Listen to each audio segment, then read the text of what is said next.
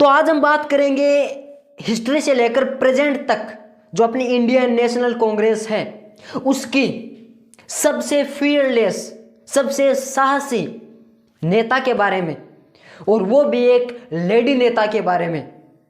एक औरत जिसने पूरे देश को, जिसने पूरी इंडियन नेशनल कांग्रेस को अपने कदमों के नीचे लाकर खड़ा कर दिया।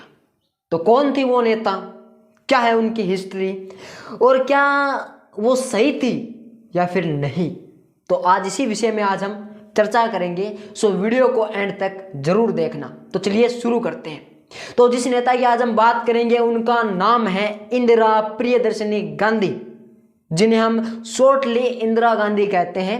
ये जवाहरलाल नेहरू, जो स्वतंत्रता के बाद इंडिया के प्राइम मिनिस्टर थे, जवाहरलाल नेहरू उनकी सुपुत्री है। तो बचपन से वो अपने पिताजी को प्रधानमंत्री के तौर पर देखती आ रही थी, तो उनके मन में भी ये लगा होगा कि हाँ, मुझे भी प्रधानमंत्री बनना चाहिए, मैं भी देश की बागडोर को संभालूंगी, मुझे भी पॉलिटिशियन बनना है। तो उन्होंने भी ठान लिया और उन्होंने सबसे पहले 1966 के अंदर, यानी 1966 के अंदर वो इंडिया की, अपने भारत देश की पहली लेडी प्राइम मिनिस्टर बनी। 1966 के अंदर पहली बार वो प्रधानमंत्री की कुर्सी पर बैठी। अब उन्होंने 1966 से लेकर 1971 तक पूरी सरकार, पूरे देश और पूरी इंडियन नेशनल कांग्रेस के ऊपर अपना प्रभुत्व स्थापित कर लिया था, यानी अपने अंडर कर लिया था। पूरे देश को भी, इंडियन नेशनल कांग्रेस को भी और सरकार को भी अपने अंडर कर लिया था। सबसे पावरफुल लेडी नेता थी वो। आगे आगे सुनते जाना कैसे थी वो। तो सबसे पहले उनके सबसे फर्स्ट केस के बारे में बात करते हैं। 1966 के अंदर वो प्राइम मिनिस्टर बने और 7 नवंबर 1966 के अंदर ही पूरे संसद भवन को घेर लिया गया था। मैंने पीछे एक वीडियो बनाया था गो हत्या के बारे में, गो हत्या को रोकने के बारे में। तो वो कांड जब इंदिरा गांधी पहली बार प्राइम मिनिस्टर बनी थी, पहली साल के अंदर हुआ था ये कांड। प्राइम मिनिस्टर बनने के कुछ ही महीनों बाद तब पहली बार इंदिरा गांधी ने उन पूरे लोगों का सामना अकेले ही किया था, अपने खुद के दम पर। एक लेडी प्राइम मिनिस्टर ने इतने सारे लोगों को रोक के रखा था, चाहे वो कैसे भी रोके। वहां पर गोलीबारी की गई थी, कैसे भी रोके, लेकिन रोक के रखा था। और जब इंदिरा गांधी प्राइम मिनिस्टर बनी थी ना, तो उन्होंने बहुत से चेंजेस किए। क्या क्या चेंजेस किए?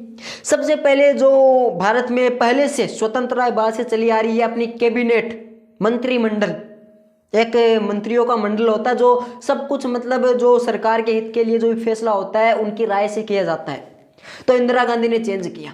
इंदिरा गांधी ने कहा कि सरकार की शक्ति कैबिनेट के पास नहीं होगी, बल्कि मैं खुद एक प्रधानमंत्री सचिवालय बनाऊंगी। तो इंदिरा गांधी ने सबसे पहले अपना प्रधानमंत्री सचिवालय बनाया, जिसे हम PMO, प्राइम मिनिस्टर ऑफिस कहते हैं।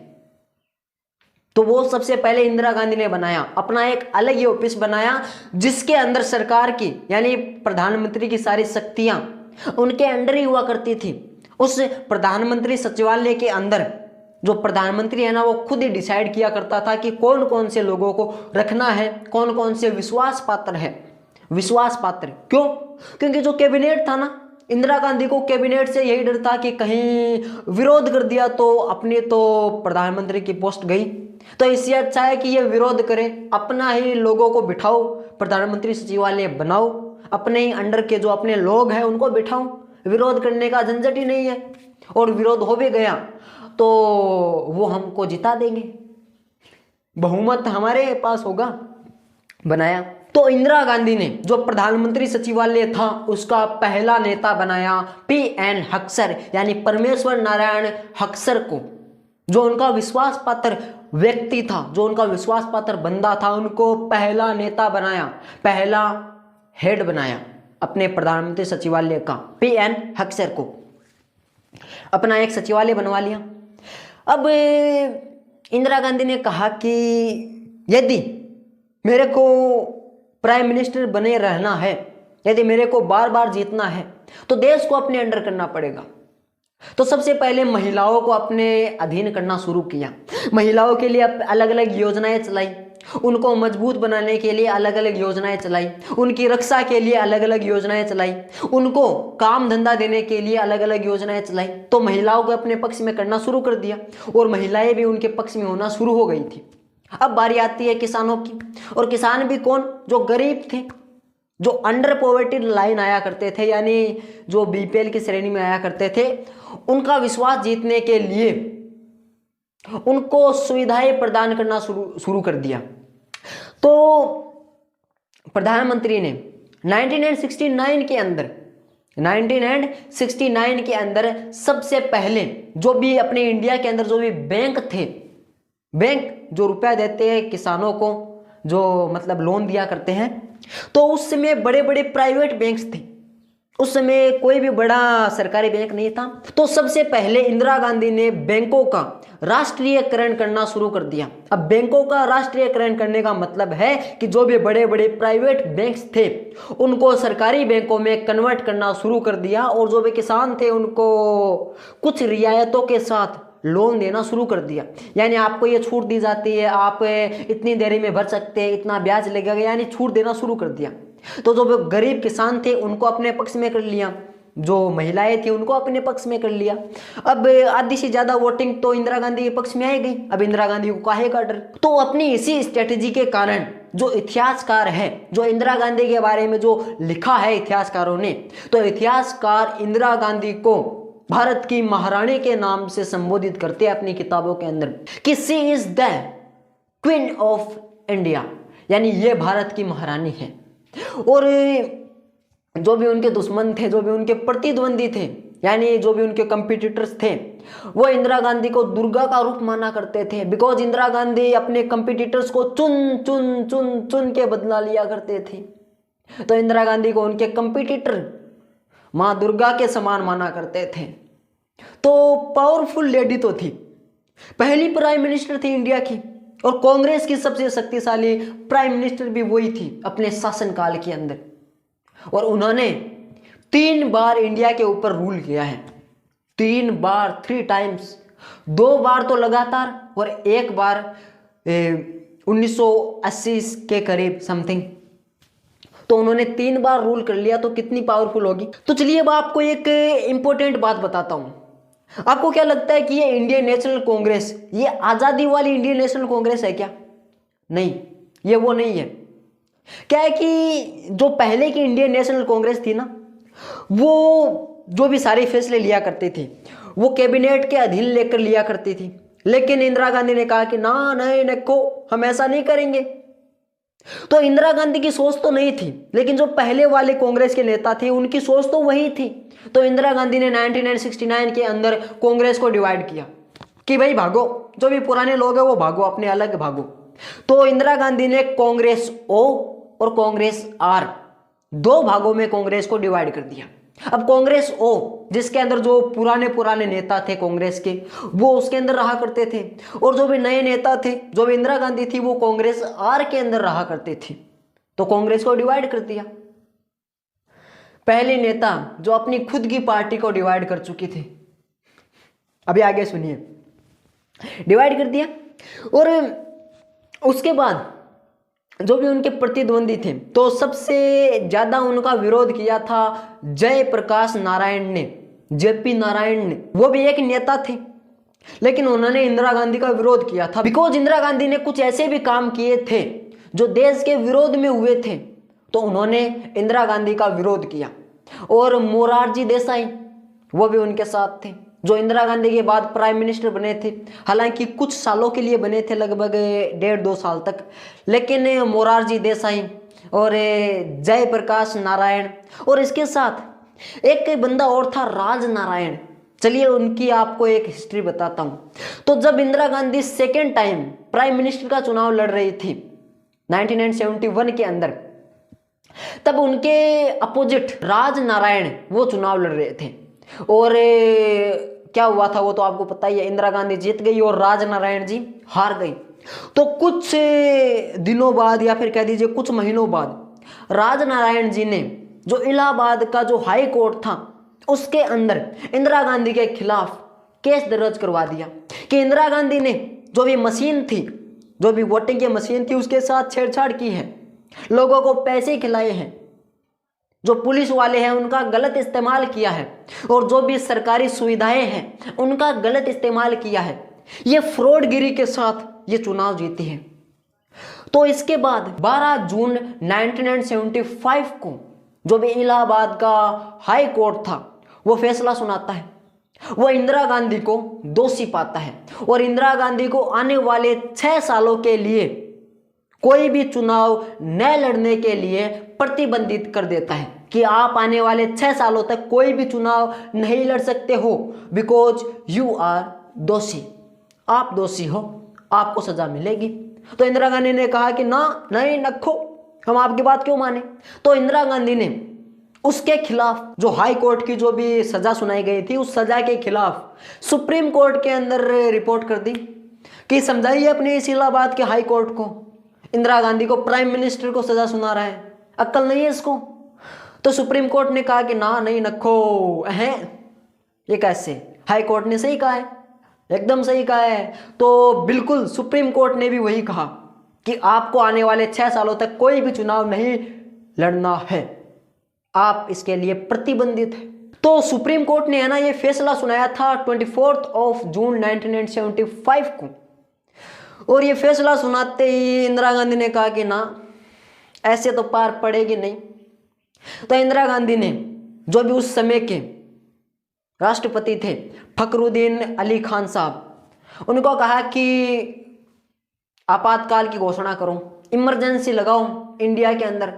तो अगले ही दिन 25 जून 1975 को फखरुद्दीन साहब ने पूरे इंडिया के अंदर लगा दी इमरजेंसी, आपातकाल की घोषणा कर दी। तो जो स्टूडेंट्स थे ना, स्टूडेंट्स ने इंदिरा गांधी के खिलाफ प्रोटेस्ट करना शुरू कर दिया। अब ये इंदिरा गांधी के लिए बहुत बड़ा डिसएडवांटेज था, बिकॉज महिलाएं उनकी साइड थी, गरीब व्यक्ति उनके साइड थे, लेकिन स्टूडेंट्स उनके खिलाफ थे। आप तो जानते ही स्टूडेंट्स की पावर क्या होती है। बांग्लादेश की सरकार गिरा दी गई थी, शेख हसीना को भगा दिया गया था, तो उस समय भी ऐसा ही हुआ और इंदिरा गांधी ने इमरजेंसी लगवा दी। अब इमरजेंसी का विरोध कई सारे पत्रकारों ने किया, कई सारे जर्नलिस्ट ने किया। तो इसके अंदर ये मेंशन है कि इंदिरा गांधी ने उस समय 1 लाख से भी अधिक राजनीतिक विरोधियों और पत्रकारों को जेल के अंदर ठुसवा दिया। लो कर लो विरोध, इंदिरा गांधी का विरोध करोगे, प्राइम मिनिस्टर रही है इंडिया की, और इमरजेंसी मैंने लगवाई है, तुम्हारे बम में जितना दम है ना वो लगा लो और इमरजेंसी को हटवा के दिखाओ। तो अपने जो जेपी नारायण साहब है, जयप्रकाश नारायण जी, उन्होंने कहा कि ना, नहीं नखो, ऐसा नहीं चलेगा इंदिरा गांधी मैडम।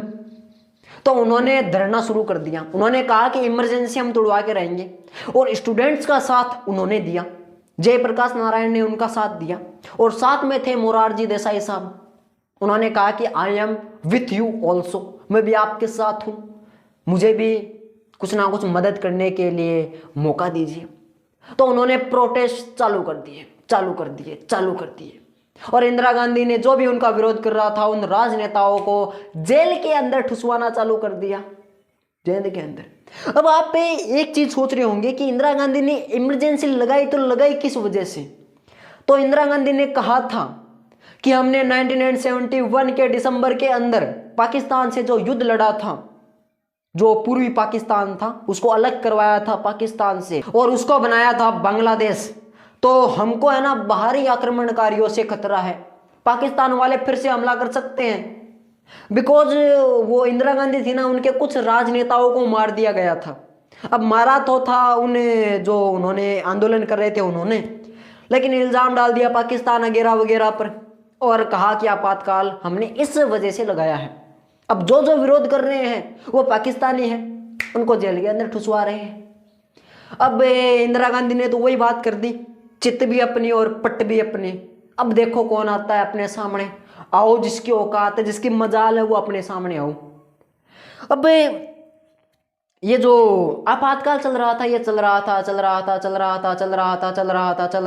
रहा था और पूरे 21 महीनों बाद 21 months आफ्टर, यानी 1977 के अंदर यह आपातकाल खत्म किया जाता है। और जैसे ही यह आपातकाल खत्म होता है तब तीसरी बार चुनाव शुरू हो जाते हैं प्राइम मिनिस्टर वाले। और इस बार इंदिरा गांधी अपनी खुद की ही जो जगह थी रायबरेली, उससे भारी बहुमतों से चुनाव हार जाती है। इस बार हार जाती है और इस बार मोरारजी देसाई साहब बन जाते हैं अपने अगले प्राइम मिनिस्टर, प्रधानमंत्री। लेकिन वो भी विरोध के चक्कर में ज़्यादा दिन तक प्राइम मिनिस्टर नहीं बन पाते हैं, वो भी कुछ महीनों बाद हटा दिए जाते हैं। और फिर से इंदिरा गांधी महारानी इज बैक, फिर से इंदिरा गांधी आ जाती है। और इंदिरा गांधी ने ना कुछ अच्छे भी काम किए थे और कुछ घटिया भी काम किए थे। जैसे अच्छे काम किए थे, पाकिस्तान के विरोध में अपना जो युद्ध था उसको जितवाया था, और जो भी बांग्लादेश था उसको अलग किया था, और 1969 के अंदर बैंकों का राष्ट्रीयकरण किया था, और 1971 के अंदर जो भी संविधान है उसमें संशोधन किया था। 24वां संविधान संशोधन इंदिरा गांधी ने किया था। और उसके बाद एक और संविधान संशोधन किया था, 26वां संविधान संशोधन, वो भी इंदिरा गांधी के समय ही किया गया था। तो इंदिरा गांधी ने कुछ समथिंग गुड वर्क्स किए थे, बट कुछ टाइम पर वो बहुत ही बैड, बहुत ही क्रूल दिखाई पड़ रही थी, बहुत ही गुस्से वाली। और इंदिरा गांधी थी ना, इन्होंने आपातकाल के दौरान जो बैंक थे उनके अंदर बहुत सी रियायतें कर दी थी, और जो भी अपनी करेंसी थी उसके अंदर भी कमी कर दी थी कि इंडिया वालों को ज़्यादा पीड़ा नहीं होनी चाहिए। हालांकि वो पीड़ा दे रही थी, वो तो सही थी, लेकिन बैंकों की वजह से, आय व्यय की वजह से पीड़ा नहीं होनी चाहिए। मैं दे रही हूँ वो पीड़ा नहीं है, लेकिन उसकी वजह से पीड़ा नहीं होनी चाहिए। तो कुछ अच्छे काम उस आपातकाल के दौरान भी किए गए थे, लेकिन कुछ बहुत बुरे काम किए गए थे। जैसे इंदिरा गांधी के सुपुत्र राजीव गांधी साहब ने नसबंदी का ऐलान कर दिया कि अपने इंडिया की जनसंख्या बढ़ रही है, नसबंदी करवाओ। और यहाँ तक कि बूढ़े बूढ़े लोगों को, 75 ईयर्स के लोगों को नसबंदी के लिए ले जा रहे थे। अरे भाई साहब, उनकी एज देखो, क्या वो इस काबिल है कि कोई और बच्चा जन्म सके? बट सरकार है भाई, जो करती है वो सोच समझ के करती है। तो इसीलिए राजीव गांधी साहब को बहुत ज़्यादा क्रिटिसाइज किया गया था। और राजीव गांधी साहब ने जो दिल्ली थी उसका ढांचा बदलने के लिए, जो भी बस्तियां थी उसके अंदर, उसको हटवा रहे थे। वो दिल्ली की बस्तियों को हटवा रहे थे दिल्ली का ढांचा बदलने के लिए। तो ये कुछ बुरे काम थे, कुछ अच्छे काम थे। आई होप आपको समझ में आ गया होगा कि इंदिरा गांधी का जो जीवन था वो कैसा था। इंदिरा गांधी खुद बहुत ज़्यादा फियरलेस थी, बट उनके काम कुछ जगह हमको डराते हैं। और सिख लोग थे जो भी अपने RSS यानी राष्ट्रीय स्वयंसेवक संघ, वो और जो भी भारतीय कम्युनिस्ट पार्टी मार्क्सवादी थी, इन तीनों ने मिलकर इंदिरा गांधी की नाक में दम कर रखा था। बिकॉज जो भारतीय कम्युनिस्ट पार्टी मार्क्सवादी थी उनको इंदिरा गांधी से प्रॉब्लम थी, RSS राष्ट्रीय स्वयंसेवक संघ उनको तो बहुत ज़्यादा प्रॉब्लम थी, और जो सिख लोग थे उनको तो बहुत ज़्यादा प्रॉब्लम थी। बिकॉज इंदिरा गांधी ने उनके लिए बहुत ज़्यादा बुरे काम किए थे। वो तो मैं आपको नहीं बता सकता, लेकिन देख लेना, मैं लिंक दे रहा हूँ नीचे डिस्क्रिप्शन के अंदर, वहां पर जाकर इस आर्टिकल को पढ़ लेना, आराम से पढ़ लेना। तो उम्मीद करता हूं कि आपको ये समझ में आ गया होगा कि इंदिरा गांधी का व्यक्तित्व एक ऐसा था, क्या थी और क्या हुआ, आखिरी में क्या होना था, हत्या कर दी गई, धाए धाए। और ये जो गांधी परिवार है ना, ये शांति से क्यों नहीं मरा यार। महात्मा गांधी साहब की भी धाए धाए, इंदिरा गांधी जी की भी धाए धाए, राजीव गांधी जी की भी धाए धाए। अब क्या अपने राहुल गांधी जी भी उसी श्रेणी में आ रहे हैं क्या? मुझे नहीं पता, आप बताइए कमेंट्स के अंदर। तो चलिए इस वीडियो के लिए बस इतना ही। मिलेंगे अगले वीडियो के अंदर किसी नए इतिहास की घटना के साथ, किसी नए इतिहास के पन्नों को पलटने के लिए तैयार रहिएगा मेरे साथ। तब तक के लिए जय श्री कृष्णा, जय हिंद, वंदे मातरम।